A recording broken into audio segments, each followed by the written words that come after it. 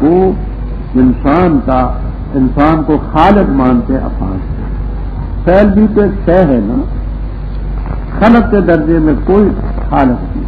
ہاں بندہ قاسم ضرور ہے لیکن خلق نہیں، وہی واحد کہا. آگے بات ذرا غور سے سنیں. اللہ تعالی حق اور باطل کی مثال دیتے ہیں. وہ کہتے ہیں آسمان سے بارش ہوتی ہے، اس بارش میں سیلاب آتا ہے، اس سیلاب میں جھاگ اوپر جھاگ، خس و خاشاک، پیلے تن کے اوپر ہوتے ہیں، خاصی مقدار میں ہوتے ہیں اور اوپر ہوتے ہیں. قیمتی چیزیں